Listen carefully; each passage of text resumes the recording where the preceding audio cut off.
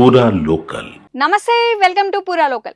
పౌరసత్వ సవరణ చట్టాన్ని అమలు చేస్తూ గుజరాత్ ప్రభుత్వం 56 మందికి భారత పౌరసత్వం ఇచ్చింది. ఆ 56 మంది పాకిస్తాన్ నుంచి 2 దశాబ్దాల కంటే ముందు భారతదేశానికి శరణార్థులుగా వచ్చి గుజరాత్లో నివసిస్తున్న హిందువులు. డిసెంబర్ 11న అహ్మదాబాద్లో జరిగిన ఓ కార్యక్రమంలో గుజరాత్ హోంమంత్రి హర్ష్ సంఘవి వారికి పౌరసత్వ సర్టిఫికేట్ అందజేశారు.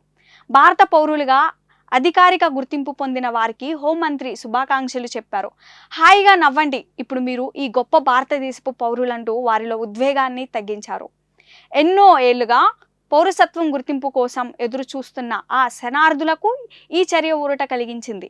భారత పౌరసత్వం అందుకున్న 56 మంది వ్యక్తుల్లో హీషా కుమారిది ప్రత్యేకమైన పరిస్థితి. హీషా 1998లో పాకిస్తాన్లో పుట్టింది. హిందువులపై హింసకాండ ఊచకోతను తప్పించుకునేందుకు, మెరుగైన స్వతంత్రమైన భవిష్యత్తును గడిపేందుకు ఆమె కుటుంబం 2013లో భారతదేశానికి వచ్చింది. ఇక్కడకు వచ్చాక 9వ తరగతి నుంచి తను చదువు మళ్ళీ మొదలుపెట్టింది. 2017లో అజ్మేర్లో వైద్య కళాశాలలో అడ్మిషన్ సాధించింది. ఈ మధ్యనే ఆమె తన వైద్య విద్య పూర్తి చేసింది.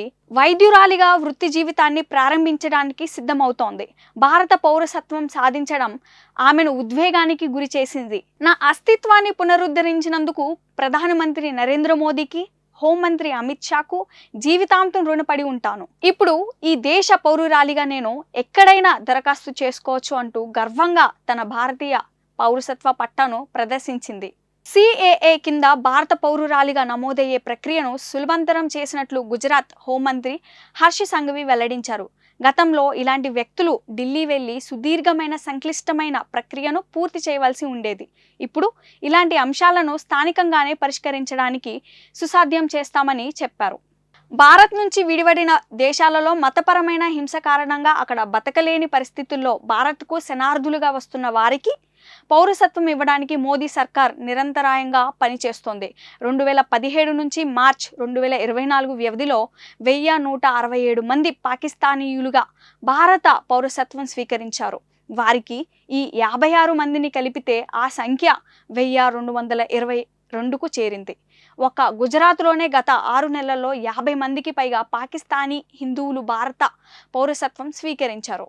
ఇవి ఇప్పటి వరకు ఉన్న అప్డేట్స్. మరిన్ని అప్డేట్స్ కోసం చూస్తూనే ఉండండి పూరా లోకల్.